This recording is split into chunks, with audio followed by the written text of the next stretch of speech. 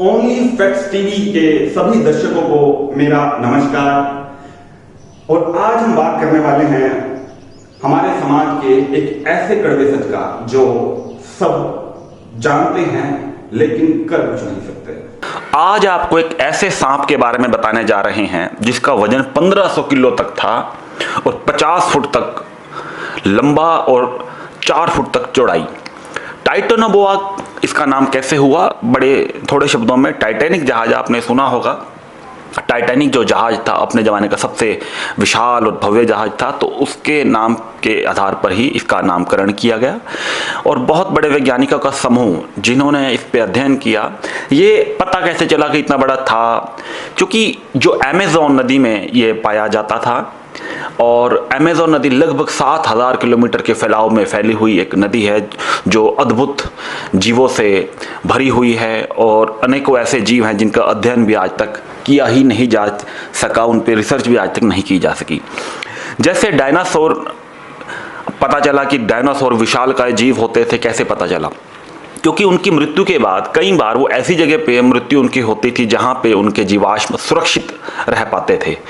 उन जीवाश्मों को जब खोद के बड़ी सावधानी से निकाला जाता था तो उनके शरीर का ढांचा, उनके शरीर की जो गतिविधि करने के तरीके और आज के मॉडर्न जो ज़माने हैं कार्बन डेटिंग, उनसे उनकी उम्र का पता लगाना और किस वातावरण में वो रह रहे थे, किस तरह की उनकी एक्टिविटी रही होंगी, ये सारी आज की टेक्नोलॉजी से पता लगाया जा सकता है।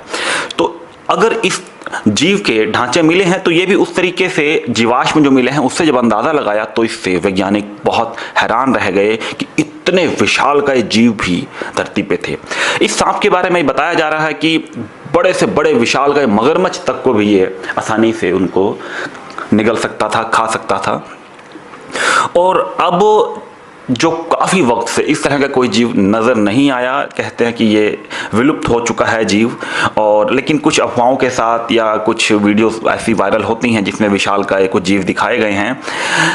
परंतु कुछ भी कहें, लेकिन ये बात तो साबित हो गई है कि इस तरह के जीव धरती पर थे। टाइटैनोबोआ करोड़ों साल पुरानी प्रजाति है। कुछ जीवाश्म जो मिल गए उसी वजह से ही पता चला कि इस तरह के जीव थे।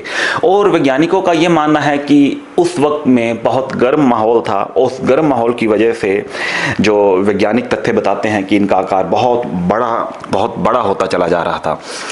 लेकिन आज के वक्त में दोबारा से गर्मी की तरफ हमारा संसार, हमारी धरती बढ़ रही है, तो ऐसा माना जाता है कि ये कंडीशन उनके लिए फेवरेबल हो सकती है। और वही जीव जो इसके आगे वंशज बताए जा रहे हैं, जो अपने आकार को पूर्ण रूप में नहीं ले पाए, वो आगे आने वाले वक्त में अपने आकार को और सही जो उनका पुराने वक्त का आकार था उसमें आ सकते हैं।